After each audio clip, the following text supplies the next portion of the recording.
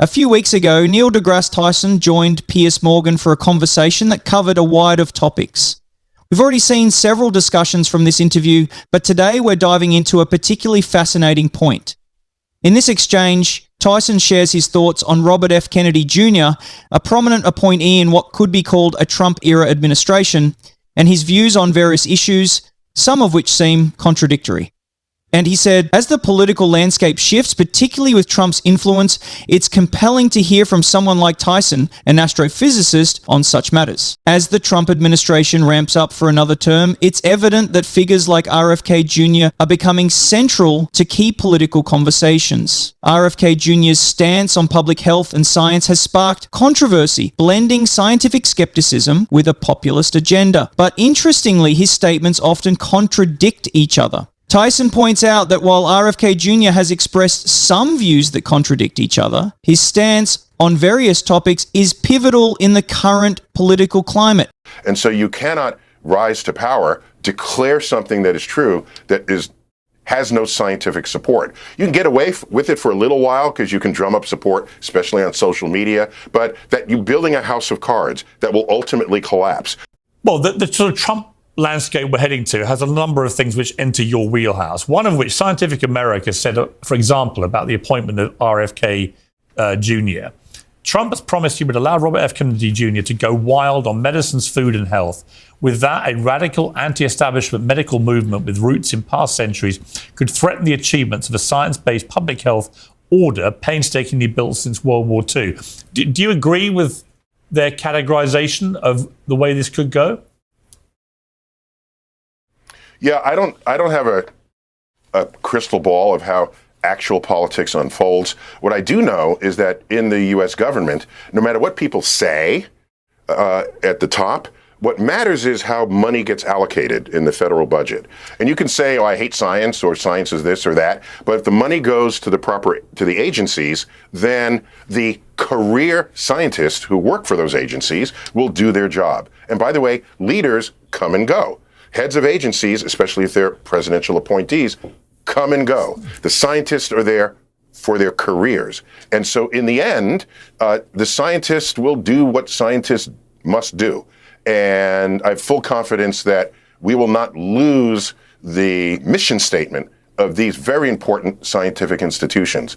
By the way, just a quick bit of history. Abraham Lincoln in 1863, when he clearly had other things he needed to be worrying about, signed into existence the National Academy of Science, having seen in Europe the role of science in shaping their future of their economy, of their culture, of their civilization. And so this was set up as an independent agency with scientists choosing other scientists in their community to participate, to independently advise the executive branch and the House and the Senate on policies that relate to the country.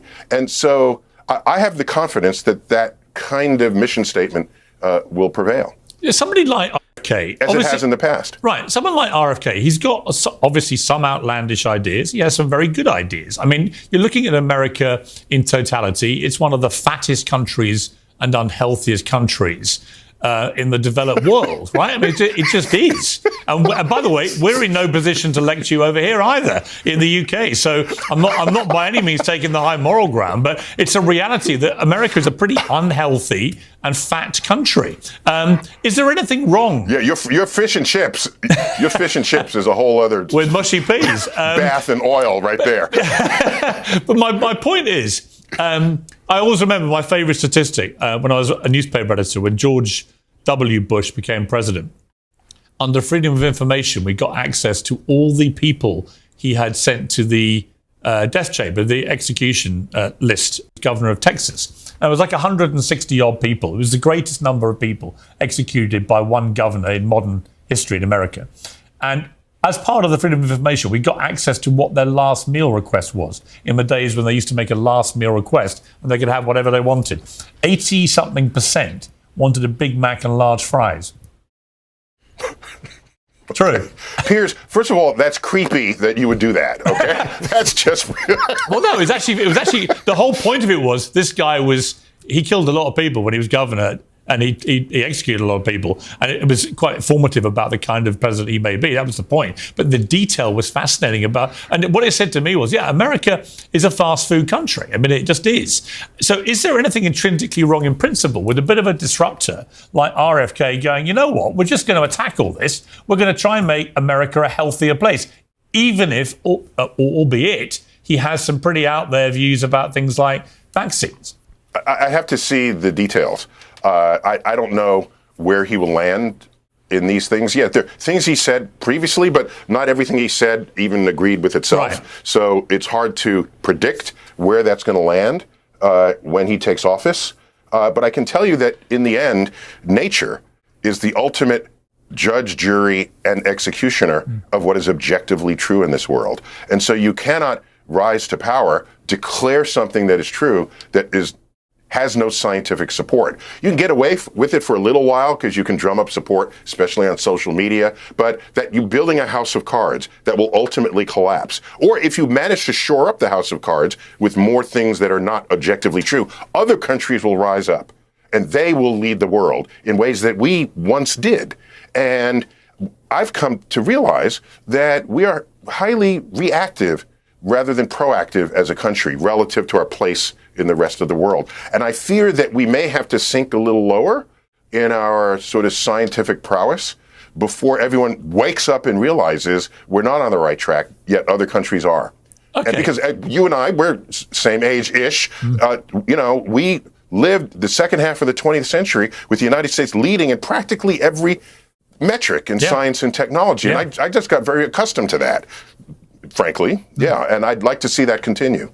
There's ongoing tension between political figures and the scientific community. Trump and his allies have voiced intentions to dismantle what some call the deep state, the systems that maintain government policy, including science. Tyson, however, contrasts this with leaders like Abraham Lincoln, who advanced the country by strengthening such systems. Lincoln was known for making decisions that advanced the country and its people, whereas Tyson argues that Trump's actions often seem to undermine the very systems that support societal progress. Leaders who promote policies lacking scientific backing create fragile systems that will inevitably collapse. Tyson warns that while such leadership might gain temporary traction, especially on social media, it won't last without a solid foundation.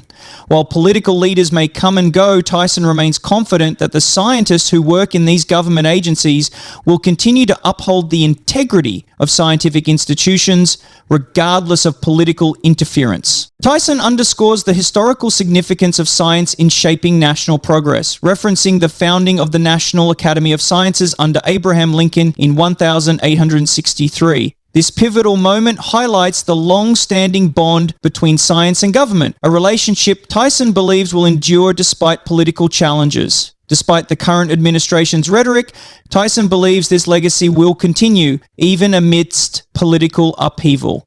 The conversation then shifts to the growing concerns about America's health crisis, particularly obesity and poor dietary choices. Morgan highlights how the country's unhealthy eating habits present an opportunity for disruptors like RFK Jr. to challenge the status quo. While Kennedy's views on vaccines may seem extreme to some, Morgan argues that he might offer valid insights into America's food issues.